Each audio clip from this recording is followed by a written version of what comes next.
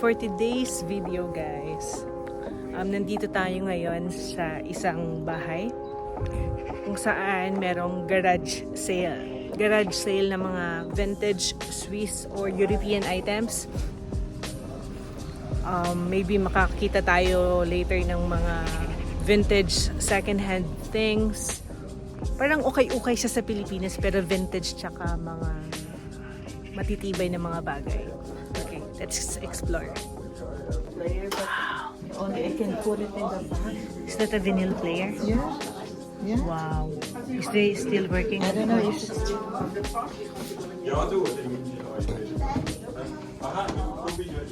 A barbecue. Wow, barbecue. Grilling barbecue. You stand. Chairs. We have here the camping chair. Oh, very quality camping chair. This one. So nice camping chair.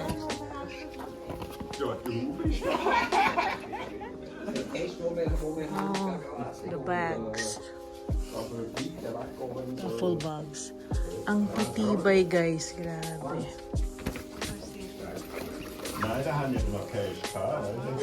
Gaganda ng mga quality.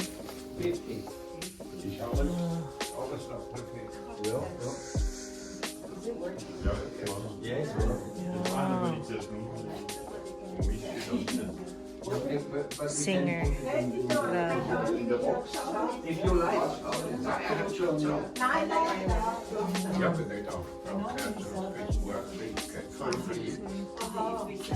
The same whole toy thing.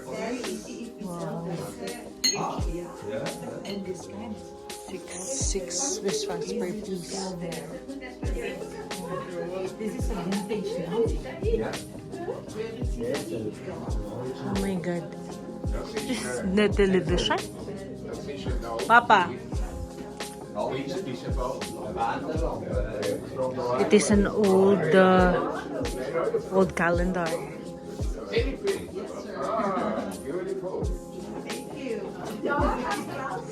Oh, ito mga old na mga tea sets. Yung maleta te, tingnan nyo te, my god. So nice. Yung quality niya parang Louis Vuitton. Parang Louis Vuitton na bag. Na luggage. Ganda. This is old telephone. Household materials. Alam niyo naman yung quality ng Swiss tsaka German ng mga materials. Grabe. Okay, wala kaming nagustuhan. Although there are things na gusto namin pero ang laki. Hindi kaya sa bagahe. So, punta kami sa another garage sale and flea market. Parang flea market dun sa Pilipinas, pero tawag dito is flea market. So, we'll go there and we will find something that we can maybe bring in the Philippines. Some vintage stuff because we like to collect them also. Okay? We have this Swiss man here who is a good eye in vintage things. Let's go. We are now in the old city of Bremgarten. Accidentally, magpipicture lang sana kami dito sa city because it has a beautiful churches, old towns, rivers, so maganda siya. So pero while we are walking, we have seen the poster na nagsasabing may flea market dito ngayon from 9 to 11 a.m.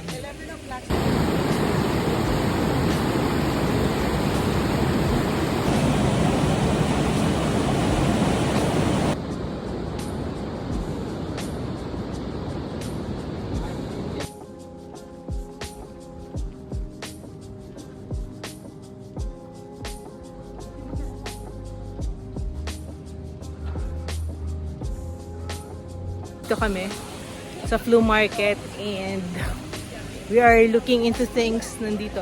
Ito yung flea market nila. Ganyan lang. Parang nilalatag lang yung mga bagay-bagay sa sahig. Tapos pipili lang. Ito yung mga tinitinda nila guys. Yung mga old items. Mga items na hindi na nila ginagamit. Paintings. Some crazy stuff actually. So parang sa Pilipinas parang ukay-ukay din. Yun may mga roller skates. Wow, binoculars. Oh. Yes. And sari-sari. We look for chocolates also. Mami Swarovski. Is this working? Hindi. Ito siya guys, oh. Yan. Makakabili ka ng mga shoes. Branded as in super European brands. Wow. So nice na mga bags. Wallets.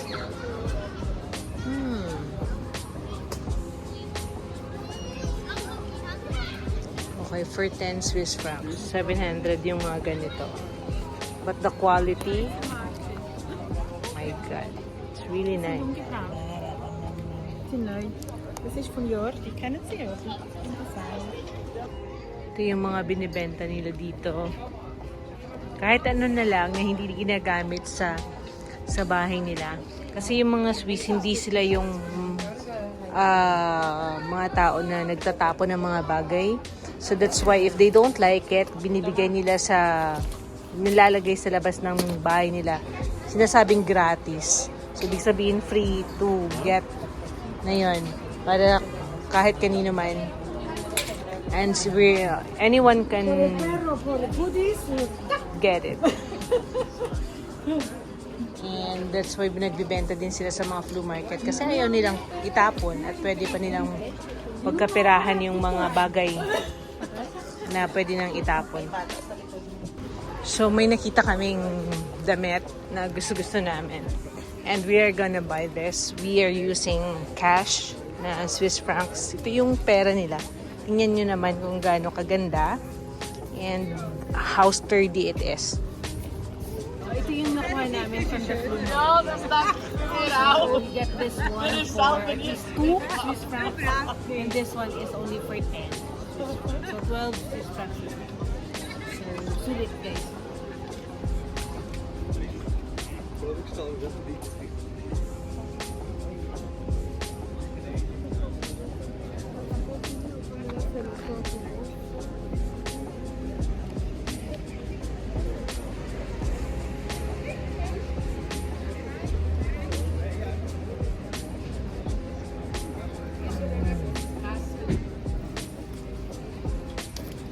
Okay, we are in another flea market in Lindsberg, and they're selling different stuffs also here.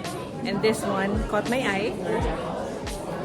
Bibenta sila ng mga vinyl records. Let's see if may gusto tayo.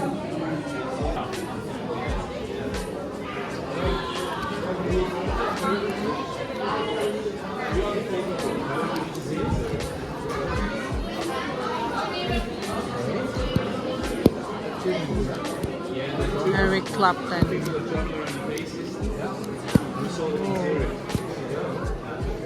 Galing.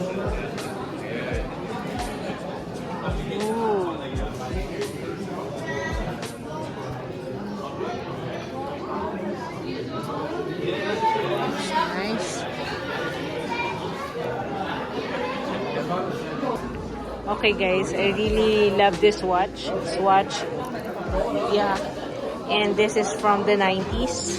Originally, it's 100. This one. Yeah. No. It's not This one is the most. This some are expensive, so I bought this for only 30 Swiss francs. Remembrance from my travel here in Switzerland. Yeah, 1960 camera. Wow, so nice. Or 60. Yeah, Good, good. This is the film. Film, yeah. Oh, 51. Oh, 1951. 51. Wow. And it's my, your year, the year that you were born. 1951, Wow. when I was born. Wow, so it's more than 70. Very old. Very old. Yeah. Nice. Here, there's a lot of sellers also from every part of Switzerland. Nag-iikot sila sa mga cities dito sa Switzerland. Tapos nagpwesto kung saan makabenta ng mga bagay-bagay. Some of this are their personal stuffs and they hold it for a very long time. So, para mapagkaperahan, bebenta nila. Diba? Tulad din sa Pilipinas. Pero sa atin kasi okay-okay. So, nice watch. It's another day, another flea market. Today is Sunday. It is usually a family day. So maraming nagbabanding sa flea market. Today is a very cold day. Foggy and chilly kind of weather. So we're going to flea market with the Swiss parrots here. I'm not sure where are we. But we're gonna show you the things that they are selling here in flea market. This is an old camera. Aber wenn da alles in der Ordnung ist, ist das Schild zwischen Kodak camera. That is also another one. Watches, guys, in the flea market. This is a real Swiss. Swiss good brand. Good Tissot. Yeah. Tissot. Yes, Yeah. original. Vad kostar det då?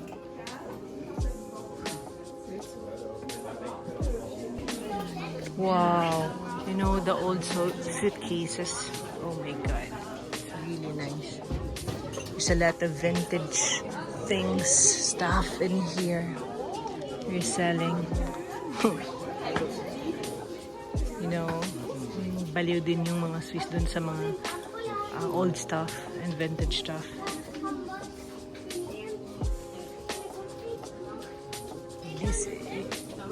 These are the clothes from, 50 years before. This is a cotton. A vintage cotton. Paintings. They also sell watches here, This is a vintage Swatch watch like I got yesterday. It's 60 Swiss francs, 20, 50, and 30. Oh. It's really vintage one. It's kind of expensive pa rin sa mga Pinoy, syempre. They sell everything in the flea market, from kitchen stuff to house decorations, clothes, bags, shoes. Oh, nice. For 8. Pwede pang office. Pwede kasya ba sa'yo? Yeah.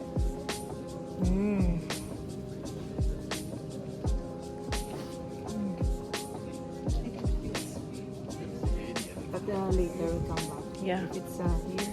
Yeah. Very nice. Ang dami.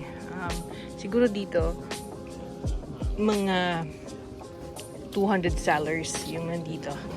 So you can see different things. Mas marami kesa dun kahapon. Like this one, they have instruments, clocks. In Switzerland, it's very famous. The clocks here are, quality is very good. So some of the Swiss are collecting also watches and clocks. Like Papa Heinz, he's collecting clocks, quality clocks. And he knows how to assess also. Kung magaganda ba yung mga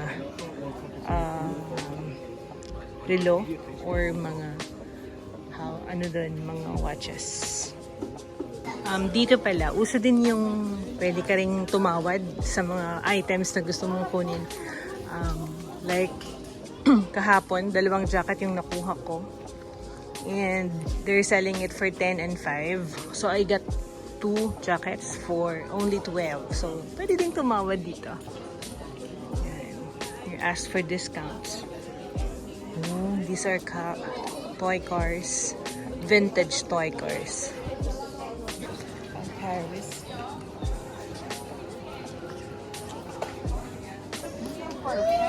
Yeah. Ito talaga, hindi talaga masasabing, hindi mo talaga madideny na Switzerland yun galing.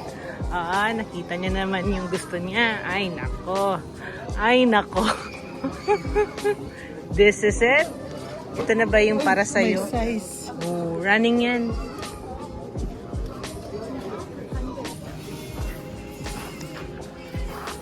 Ito na ang mga vintage na mga bagay-bagay. Imagine mo pati sword, binibenta.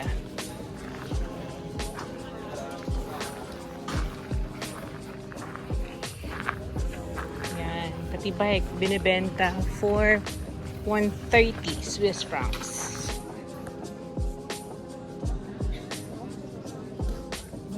Nakikita ko may Yung Marlboro. okay, may pero masa pero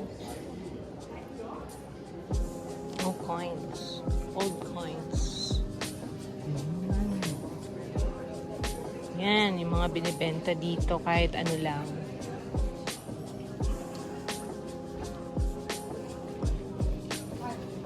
It's an ukay-ukay Swiss style. Bag. Timberland. This is what we got from the flea market.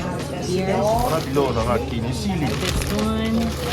This one. This one.